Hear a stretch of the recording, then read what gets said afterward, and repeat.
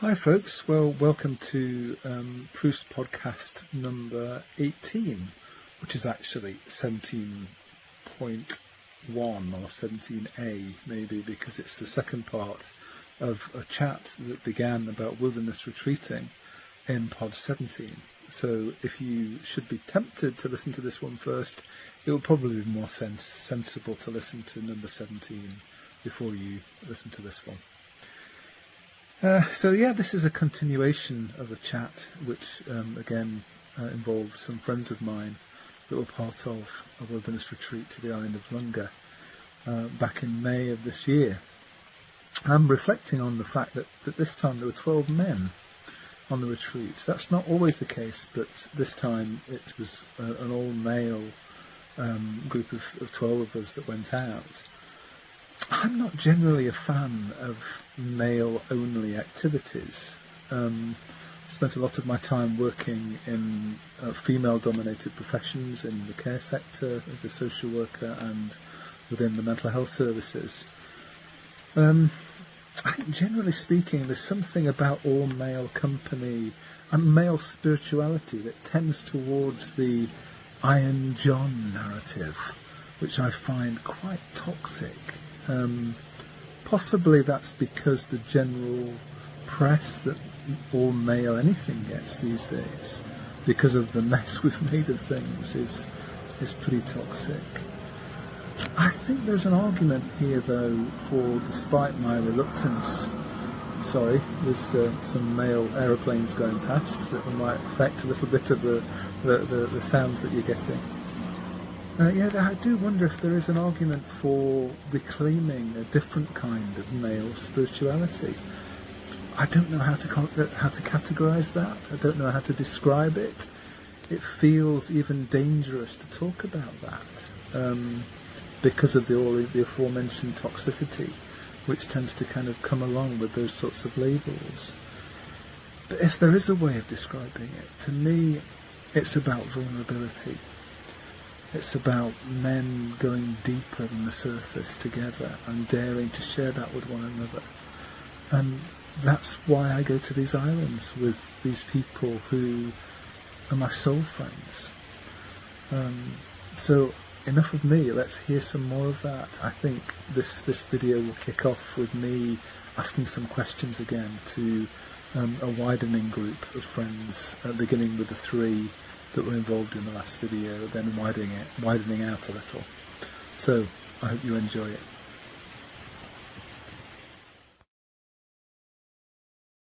The spectrum of belief ranges from people who are 7-day creationists through to people who would describe themselves as atheists, not even agnostics, but atheists, have certainly been part of these gatherings. And I think we've been really careful to try. That itself means that the language we use is really important, because if you start to kind of use too many, and I think actually we probably still do, because you don't always realise that you're doing it when it's familiar language, do you?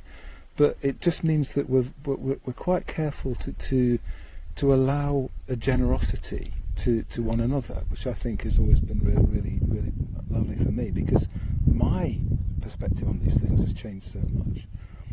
So I'm just wondering, have there been personal kind of consequences in your lives, particularly, in the periods you've talked about, that have happened because of these trips? I'm remembering a time when you were in a very different place, Graham. I was. It was a different island, so it's a very different. Oh, right then. Pedant. Different life place. Yeah. Graham has a terrible problem with pedantry. Yes, and a terrible problem with. It's been seen a pedantrist. Oh, very good, Chris. I'm going to take that and use it as one of mine. Your feet all right? I was having a difficult time. I was in full-time church ministry and what I used to say about the church. I won't go into the detail, but the church was like the little girl with the little curl. When she was good, she was very, very good. When she was bad, she was horrid, and I experienced in myself the feeling of horridness, but also the feeling I couldn't carry on, and I came here quite angsty. In the first year it was a safety valve, and the second year it was a safety valve, and then the third year I was due to come. I was moving house to a rented house out of a church house because I'd left. So what I have found is this space, and I like how you described how we've slowed down, because I came, it would be presumptuous to describe what my faith is, because it sounds egotistical, but I came from a background that's probably more evangelical, was more evangelical, and there's a certain anxiety about that, of trying to make God do things, or quite activist. That was my perspective. If it's yours, please don't take any insult from that. But this is you can do nothing. The place does it to you. And I do bring a journal. Sounds very middle class, and it is, which I write things down, and it is a blog entry. Chris and I met through blogging. That's the first thing. Because your daughter describes one of the strange men you met off the internet. Well, that is true in so many different ways. Yes. But I keep a paper journal, and I noticed in the last couple of years there's not many entries, and I wrote something about this and about coming, and said that I write bad poetry. It's unpublishable. It's for me. It helps me. That isn't what you call it, actually, is it? No, I'm going to come to that. When I come to that, and what I was going to write in the initial draft was I write shit poetry, because it is shit. And then somebody on one of the wards I work on, somebody that's an impatient, said, I think you should say shit poetry because it's more honest. And I've written one now. Well, I'm not going to read to you because it's for me. But it's that idea, that validation, that doing stuff like that is part of your life. I felt before I was kind of doing it in the corner and not owning up to it. And it's, I think what Neil said, it's just, well, I'm taking my perception, it's that unfiltered space where anything could happen, nothing could happen, but you just start to notice the small things and the slowness. I think I spoke to you, Chris. I was tired, getting more tired of, I want adjective-free church. Not like a vibrant church, destiny church, biblical church, because all those things sound very tiring. Just a sense of community. I like you very much. Thank you. Thank you. Just then, one of the sort of things we've been exploring on this podcast, that this will form part of, is how we make sense of spirituality in our context, and I guess how creativity and different ways to explore spirituality might facilitate in the context that we're moving into is kind of what the Proost project is all about. And so we've spent a lot of time this weekend, or I have spent a lot of time talking this weekend, and I'm hoping that you might have joined me on some of that journey, talking about a certain kind of spirituality that perhaps arises from these islands as much as anything, around the Celtic tradition of earth connectedness, of a sense of oneness with all things, of original goodness that we carry within us, that is the life source and the very being of all things that are. That's the sort of deep stuff, as well as all the fart jokes and things that we lace the whole thing with. So I'm just wondering, in this kind of background hum of dread that we've all kind of talked about, with the big questions of climate breakdown and Trumpism and just the sense of a civilization coming to its apotheosis. It's a good word, that, isn't it? I haven't a clue what it means, but I liked using it. I'll put it in a poem. So I'm just wondering, my feeling is that these places have something to say about that. But I'm just wondering if that makes sense to you guys. I think it does, and I think for me, a lot of why I come here is it's unenforced, usually, where that you can disconnect from all the noise, all the things that are coming at you from every different direction, and just be and experience, and just be open and listen to, you know, what other people are saying, but listen to what you're hearing from being in a place like this. And that's from nature, it's from God too. It's all kinds of different things, but it opens you up, because you don't need to spend time trying to shut out the noise. It's gone. And I think I said yesterday when we were chatting, I think, you know, years and years ago, human beings saw the world as a potentially dangerous place. The world out there, the wilderness, and had an openness to that and to God, and realizing their smallness. And then the last few hundred years, we've gone through a place where human beings have thought that actually we've gone beyond a lot of this. We don't need to be scared of the world, we can control it. And that puts us in a very different place spiritually, I think, that we think we don't need anything. And I think now maybe we're getting to the point where we're seeing that some of that is breaking down, that things aren't necessarily just going to get better, and putting us back in a place where we just need to think, actually, we don't know it all. We need to listen. We need to listen spiritually. We need to listen to what we see and encounter around us, and not just look to use it. So can you say a little bit more, one of you, I suppose, bringing the camera towards you, Andrew, just in thinking about how does coming to an island like this then allow us to do that? How does it allow us to listen more, to feel that connection more, perhaps? Well, it creates a separation between us and the rest of the world, temporarily. So it helps you get a new perspective. So I think it's not about escaping from the world. We've brought the world with us. We have brought some amenities which make life a bit easier. But the fact that we've been dropped off by a boat that we know won't come back for at least 2 days forces a separation between us and the world, and it helps give you a perspective. I think one person said, because we've been talking about the innate goodness of people, which is hard to believe when you hear the news, and yet someone quoted, I think it's Simon Reeve, who said 98% of people he meets when he travels are good, and I think that is still very true.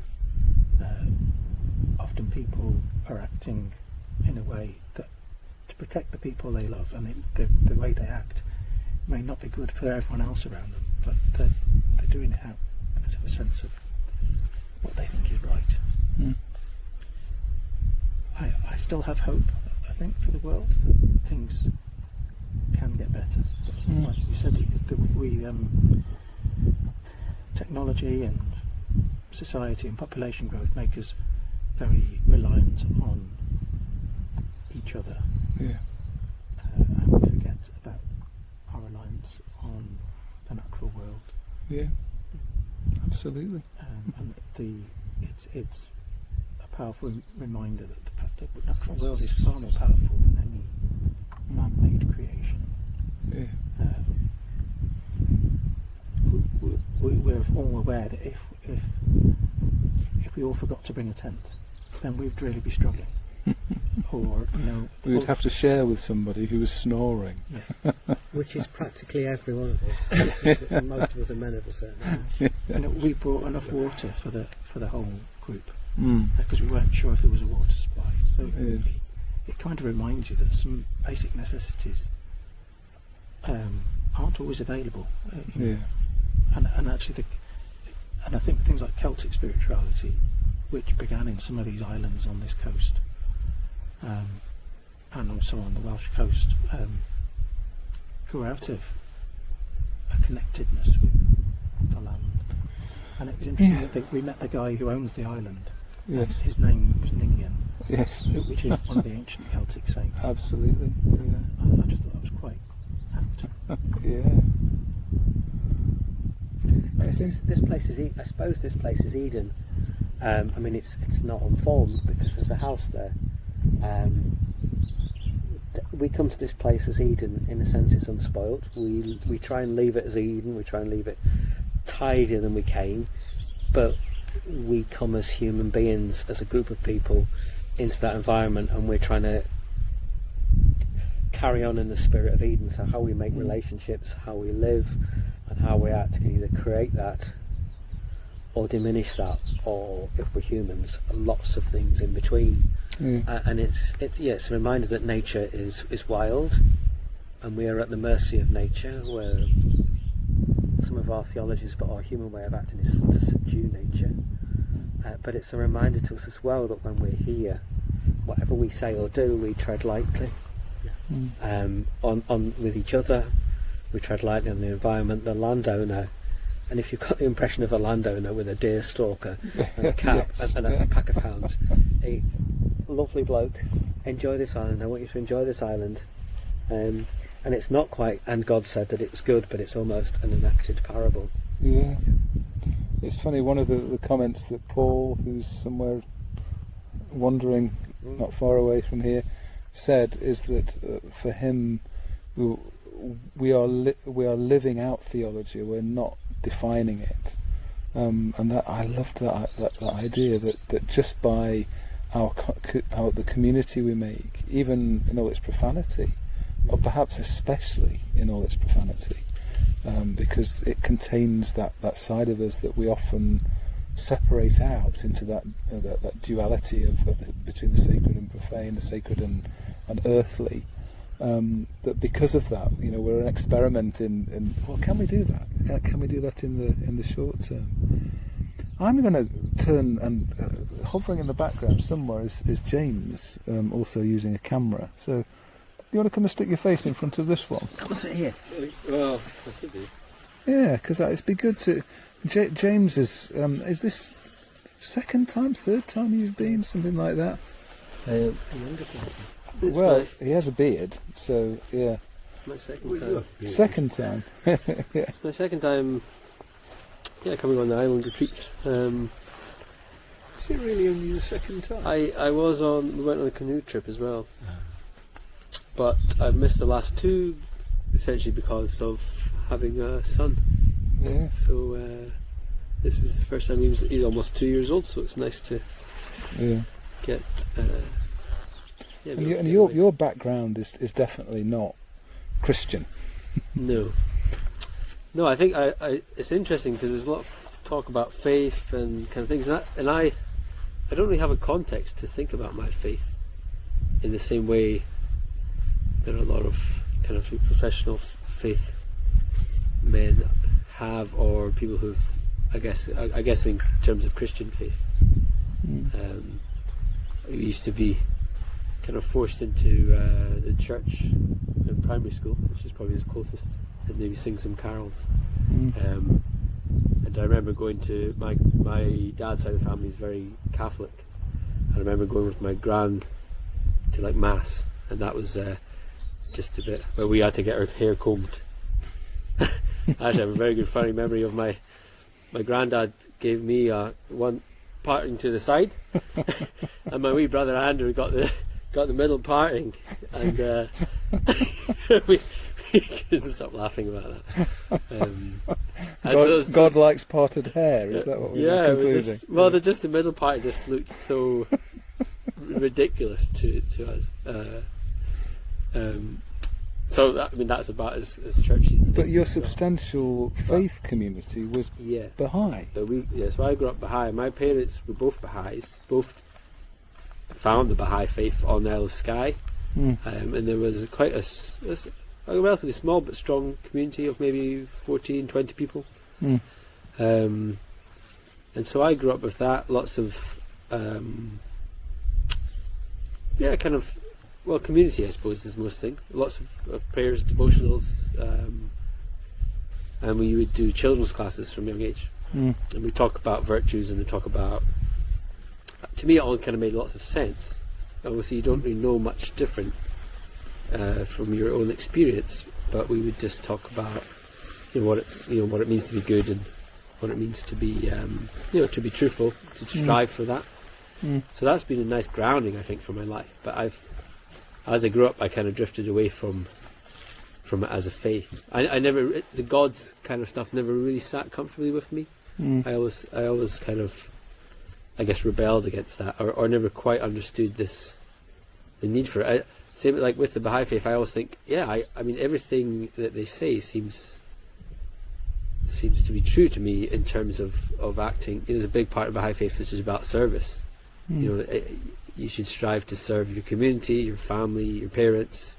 You find a lot of Baha'is tend to be doctors or a lot of dentists and things, which is quite a lucrative way of serving, I suppose.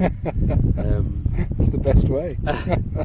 But yeah, so there's always that, and I remember having a good conversation with a lovely woman called Tracy, who she was behind, and her kids, they were in Newest, and we'd get together every so often and have weekends. And she was saying, well, I didn't know what to do after school, and she was saying, well, you in many ways you should go study, you should go do something that you can give back to the world. And I thought, nah, I'm off. I'm going to go travelling first. But then eventually come back, and then came into doing marine science, which was really fun. But I kind of just left my faith then. I didn't really think about it. So this is my only form of church, is once a year or once every 3 years. Come here. So what you? I mean, you've listened to some of the chat earlier about what makes this work. What constitutes the spirituality that we create together. Have you got anything to add to that from your experience? Or? I find it quite interesting. I was asking Neil about his kind of what his role as a vicar is. Because it's your faith, but it's also your job. And I was like, how does that actually work? You're in charge of the church, and are you in charge of the maintenance of the building and all these other things? And you're like a one-man band, but you require the participation of a congregation and all this stuff. And it's just fun. I actually have no really idea about how it works. So for me, it's really interesting to hear about this, the struggles or the thoughts, people's, coming to terms with their faith in that way. But my faith has always really been, if I think this is kind of my bit. So I grew up on Skye, in a very similar rural area to this, and I spent. We actually used to go and kind of worship our own pagan god on the wee island across from my house. We called them Wazi Woo Woo. And we used to find these old ruins, and we'd pretend that they were. We'd go far to the beach. There wasn't much else to do on Skye. There wasn't much, but these are funny things to remember when we were about 10. A group of 6 of us lads, and we'd go eat limpets on the beach, and we would live a primitive life. And we always kind of yearned for that, thinking that was the way. Like, what must it have been like to just be? And we'd never stay out past late at night, but you would always think, what would it be like to live in this area? And so when we come back here, it reminds you of that. Or like, I love cooking, I cook my lamb in the ground, and I just love that idea of this is how we lived. Without, you shed the burden of everything else, and you think, just eat simple food out of the ground. Or how would we survive in this area, and then what would be important to you? So in that respect, I have such a different experience from people living in that kind of big community of churches and kind of more structured faith. I don't know. But there's still something of meaning that has meant that you've come here at least twice. I've come to one of these retreats at least twice. Yeah. Yeah. Well, you're the kind of charismatic figure. Is it because you're coming to worship the Great White Leader? Yeah. Is that what it is? No, it is. And think you know, so if I didn't too. do this, where would I get my We're not my talking fart jokes? No, I mean, I love it. It's really nice, and it just makes me think about the spirituals, you know. And we did the communion yesterday. I shared a little Baha'i prayer, which I haven't said in a long time, but it, you know, so it makes me think of where is my faith, and I don't really have an answer for that, but it makes me remember aspects of that, of my faith growing up, and what could that mean now. Yeah. And yeah, I guess I come away with that kind of spiritual refreshment. Yeah. But we're not always about, I mean, that's one of the things from here, is we're not always about finding answers here. We're about maybe thinking about what the questions might be. Yes. No, I like, yeah. And maybe some of our thoughts, but not expecting that this fixes things, but this opens up possibilities so that we can maybe end up in a different place than we would otherwise have been if we'd never been to a place like this. Yeah. That's why I keep. No, I think if everyone could have a weekend like this in their calendar, I'm sure it would. You know, you couldn't get much less than a benefit from that. Well said. And I see Andrew over the way there. I hope the microphone can pick up your thoughts, but you may have to project your voice, Andrew. So I have no words. he has no words. Okay, well, all right. I'm unprojectable. Okay, well, that's probably just as well. And like I say, I'll pan away from you and allow you to continue to be a listener. And welcome, David.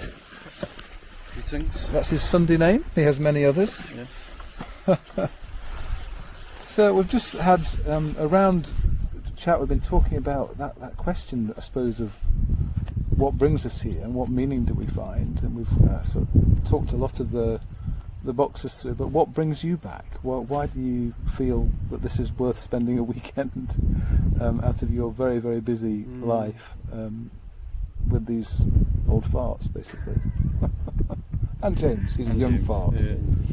It's the spirituality of these islands. I think are very deep, and they feed the soul, and they never fail to do that. Friendship. Sense of temporary community, where you laugh together, you're vulnerable together, and it's people that you want to invest in and be invested in by them. And I always leave with my soul uplifted and a little smellier. I can vouch for the latter, not for the former. Wow. Yeah. Right. And I think sometimes the kind of being in the wilderness and camping doesn't necessarily come easy to me, but sometimes you've got to move out your comfort zone in order to change and go through transformation. And so for me, it's me pushing myself in that way as well. Have these trips actually been part of a change process for you? Yes. A lot of building friendships with people who have had a part in changing me and helping mould how I see things. Different spiritual practices I've come to value, of the wild, the wilderness, the beauty of nature, silence and stillness. Those are things that have changed me, and things that I deeply value now. Yeah, I should confess that you're another one of the people that my children were worried about. Strange men that I met on the internet. Said the better. Yes, indeed. Well, I guess we shared that common approach to, I suppose, through the whole emerging church kind of discussions and everything, of just trying to kind of pursue after some kind of faith that works in context, and faith that has becomes a vehicle for travel, in the times that we're living in, and I guess my feeling is that's one of the reasons I still come to this island, is because of that, and because of the friendships that allow me to kind of make that journey together. Yeah. But we've also been reflecting this weekend about just earth connectedness, and how that also might be a means that we can take away from places like this that helps us to kind of re-engage more meaningfully with the doom that's out there. Yeah. It's a chance to come away from what is your normal environment and actually sort of refreshing in it. And it's in a place of acceptance where you can come and be who you are and speak to where you are and not have to feel and that you're being judged or anything like that. And so to have people like that you can travel with in a place like this, I think is transformational. I find it's really interesting for me being among many learned people, and like we've got priests and vicars and heads of schools, and I find that is people who are in leadership roles, who are then can be in this space, open up and be vulnerable about, which I imagine must be a struggle in the within your normal life. So do you find you have other outlets like for you? To me it's about friendship and finding people to journey with. And often in Scotland that's difficult to find, which is why Chris and I connected over the internet, because there was a shared journey going on and we became close friends who can understand the journey one another and on.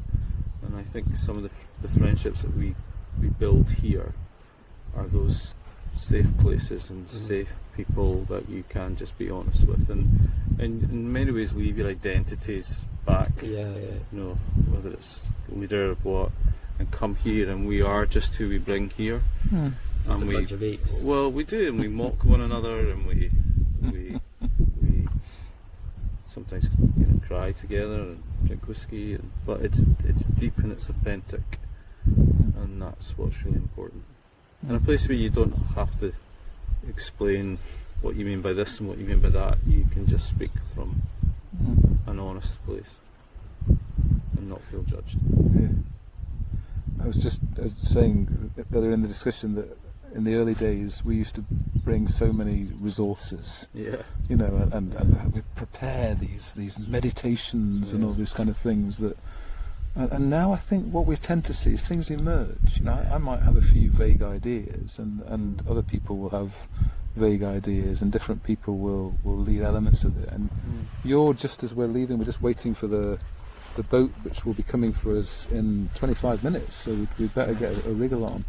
But you're just about to help us reflect a little bit on just our gratefulness for one another, aren't you? Which is, I guess, a good place to end. Is that place of friendship? And there are people here that I see once a year, twice a year, 3 times a year if I'm lucky, who are some of the deepest friends and the most special people in my life. So it's just that could happen anywhere, but the fact that it happens here too, it's like the landscape itself becomes a friend. And I don't know whether there's any better way to end than just this beautiful tree here that's kind of shadowing and sheltering and just kind of being our friend through the weekend as well. So thanks everybody. Thank you. We'll journey on. See you next year. So there you are, the end of our video around our retreat. Just as we close, I want to read you something that we read twice during our retreat. We did communion while we were away. I don't know if it was mentioned by any of the chat we just heard. One of the few times that I can remember where communion felt mystical. We sat out on a little bit that juts out over the top of the water, a tree giving some shelter. The sun was shining, and we shared communion in a very unsubstitutionary atonement kind of way, if that makes any sense. So yeah, this was the poem that we read. It's actually a prayer from the Black Book of Carmarthen, which was written around 1250 in Wales somewhere, when the Celtic tradition was still alive and well. Perhaps it still is. So here's the poem. I am the wind that breathes upon the sea. I am the wave on the ocean. I am the murmur of leaves rustling. I am the rays of the sun. I am the beam of the moon and stars. I am the power of trees growing.